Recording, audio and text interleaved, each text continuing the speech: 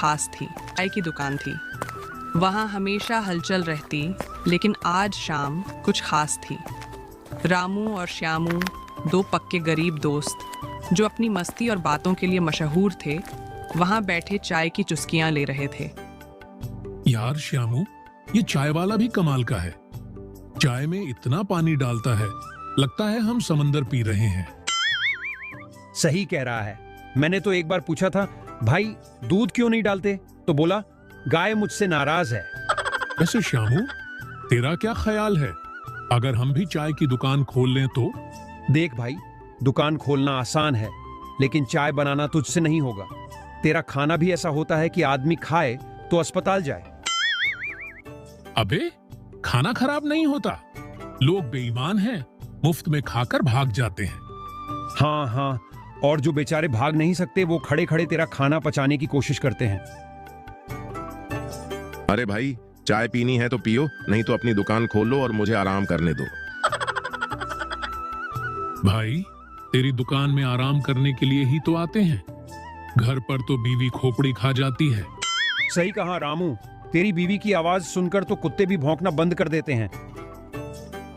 और तेरी बीवी, उसके ताने सुनकर तो गधे भी सिर पटक लेते हैं। चाय वाला खुद को हंसी से रोक नहीं पाया और बोला, भाई, तुम्हारी बातें सुनकर लगता है चाय में चीनी कम डाल दूं। तुम लोगों की हंसी से ही मिठास आ जाएगी। यार श्यामू, अगर हम लोग ना होते तो इस गांव में मजा ही नहीं होता। सही कहा भाई, हमारी बातों से ही तो लोग अपना दुख दर्द भूल जाते हैं। दोनों ने चाय खत्म की। दुकान वाले को पैसे दिए, थोड़ा कम, क्योंकि दोनों हमेशा मोल भाव करते थे, और अपनी मस्ती भरी दुनिया में वापस चल दिए। उनकी हंसी और मजेदार बातें गांव की हर गली में गूंजती रहीं। गरीब थे पर दिल के अमीर, हंसी ही उनकी सबसे बड़ी पूंजी थी।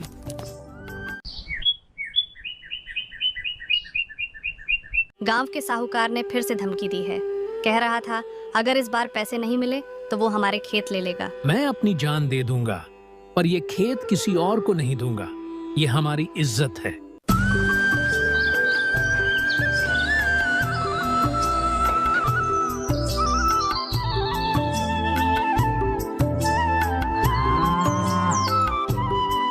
रहसपुर गांव के एक छोटे से कच्चे मकान में एक गरीब किसान अपनी पत्नी सीता और बेटा मोहन के साथ रहता था।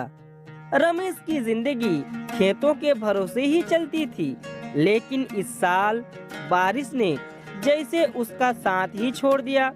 फसलें सूख गई और कर्ज का बोझ सिर पर चढ़ गया। रमेश, घर में खाने के लिए कुछ भी नहीं बचा। बच्चे को आज सिर्फ आधा रोटी देकर सुला दिया। अब कल क्या करेंगे? मैंने पाटिल से बात की थी, शायद कुछ उधार दे दें, लेकिन वो भी अब मना कर रहे हैं। कहते हैं कि पहले पुराना कर्ज चुकाओ।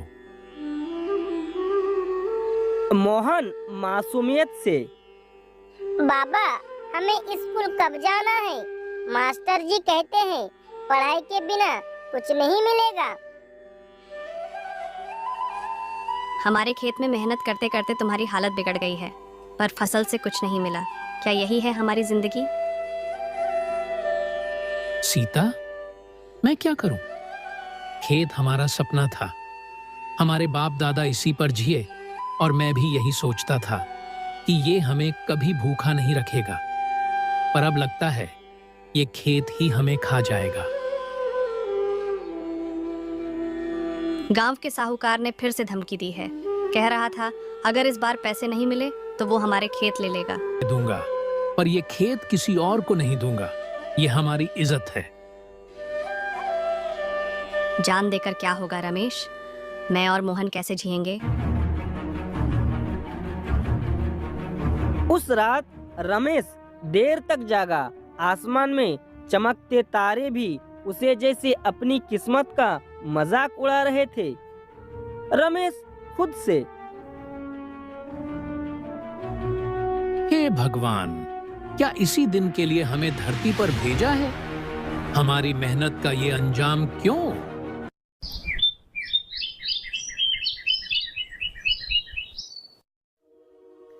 अगले दिन सुबह रमेश गांव के चौपल पर गया।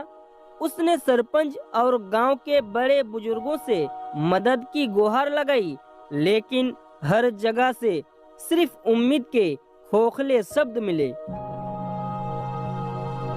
उस रात रमेश घर नहीं लौटा। सीता ने सारा गांव छान मारा, लेकिन उसका कोई पता नहीं चला। मोहन माँ से बार बार पूछ रहा था, बाबा कहाँ गए? और सीता की आंखें आसमान की ओर थी, जैसे किसी जवाब का इंतजार कर रही हो। गांव के चौपल पर रमेश ने साहूकार से आखिरी बार बात की। साहूकार जी, खेत गिरवी रख देता हूँ, थोड़े पैसे दे दो।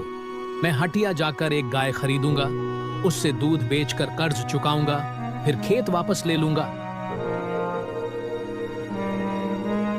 रमेश, ये तुम्हारी आखिरी उम्मीद है, लेकिन याद रखना, अगर वक्त पर पैसे नहीं लौट आए तो खेत मेरा होगा।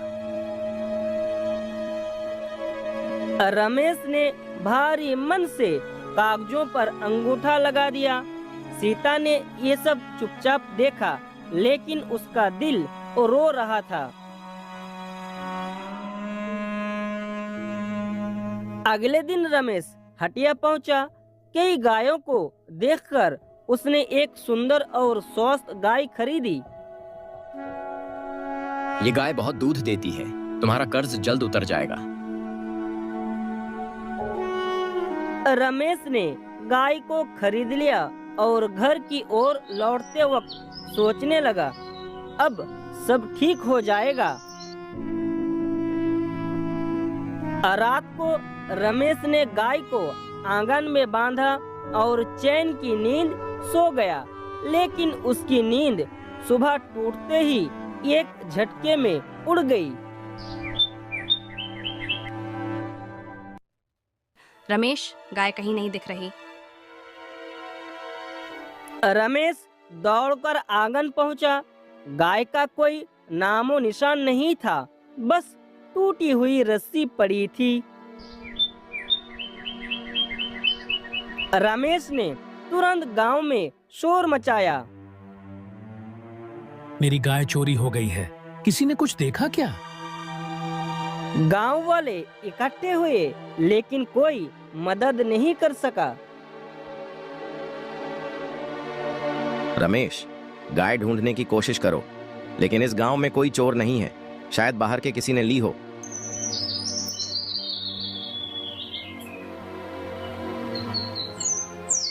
मोहन ने रमेश का हाथ पकड़कर पूछा,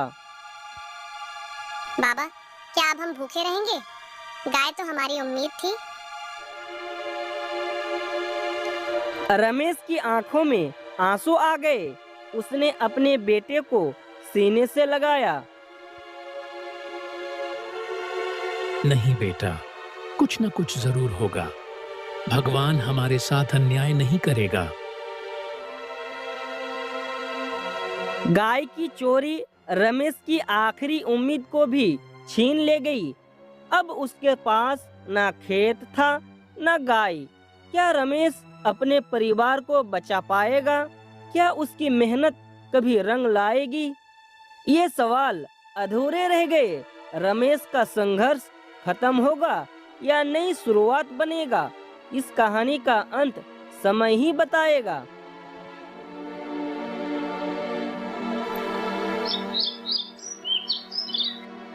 गाय की चोरी ने रमेश और सीता को पूरी तरह तोड़ दिया, लेकिन रमेश, अब बैठने से कुछ नहीं होगा। हमें बच्चों के लिए कुछ करना होगा। मैं खेत नहीं बचा पाया, गाय भी चली गई, अब क्या करूं? मजदूरी करो, धीरे धीरे पैसे जुटाओ। जब तक हिम्मत है तब तक हारने का सवाल ही नहीं उठता।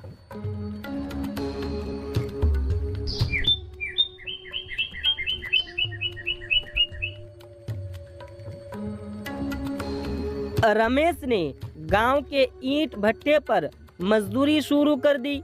हर दिन सुबह से शाम तक मेहनत करता और जो थोड़े बहुत पैसे मिलते उन्हें सीता के हाथों में थमाकर कहता, ये लो, कुछ दिन और ऐसे ही सह लो, हमें रास्ता मिल जाएगा। सुनो, हमारे पास अब थोड़े पैसे हो गए हैं, क्यों ना हम कुछ छोटा सा काम शुरू करें। मेरे हाथ के पकौड़े सबको पसंद हैं, क्यों ना इन्हें बेचने का काम करें। पकौड़े? क्या ये चलेगा? अगर मेहनत और भरोसे से कुछ किया जाए तो हर काम चलता है। रमेश और सीता ने मिलकर गांव की मुख्य सड़क पर एक छोटी सी पकोड़े की दुकान लगाई। मैं पकौड़े बनाऊंगी और तुम ग्राहकों को संभालना। पहले दिन रमेश थोड़ा झिझक रहा था, लेकिन जब लोग रुककर पकोड़े खाने लगे तो उसका आत्मविश्वास बढ़ा। वाह, सीता के पकौड़े सच में लाजवाब हैं। अब तो रोज यहीं से खाएंगे। कुछ ही महीनों में रमेश और सीता की दुकान पूरे गांव में मशहूर हो गई। अब उनके पास इतने पैसे होने लगे कि उन्होंने साहूकार का कर्ज चुकाया और अपना खेत वापस ले लिया। सीता, देखो, हमारी मेहनत रंग लाई। हमने खेत भी बचा लिया और अब लोग हमें इज्जत से देखते हैं। रमेश, जब तक साथ है हर मुश्किल को पार किया जा सकता है। अब रमेश ने पकोड़े की दुकान को गांव के मेले में भी ले जाना शुरू कर दिया। उनकी दुकान रमेश के गरम पकोड़े के नाम से मशहूर हो गई। खेत भी फिर से लहलहाने लगा और मोहन ने स्कूल जाना शुरू कर दिया। ये कहानी हमें ये सिखाती है कि चाहे कितनी भी मुश्किलें क्यों ना आए, हिम्मत और मेहनत से हर चुनौती को पार किया जा सकता है।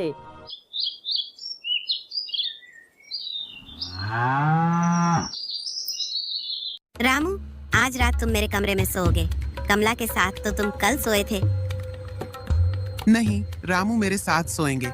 सुमन दीदी, आप हमेशा पहले का फायदा उठाती हैं। दो पत्नियां और एक पति की मजेदार कहानी। बेचारा पति रामू, जो हमेशा दोनों पत्नियों के बीच फंसा रहता है। पहली पत्नी सुमन, जो खुद को अधिक समझदार समझती है, और दूसरी पत्नी कमला, जो खुद को अधिक खूबसूरत मानती है। रामू का घर, जहां सुबह से रात तक बहस का सिलसिला चलता रहता है।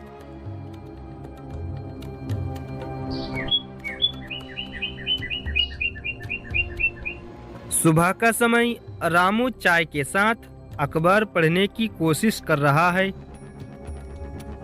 रामू, ये चाय फिर से ठंडी क्यों है? मैं कितनी बार कह चुकी हूँ कि चाय गर्म चाहिए।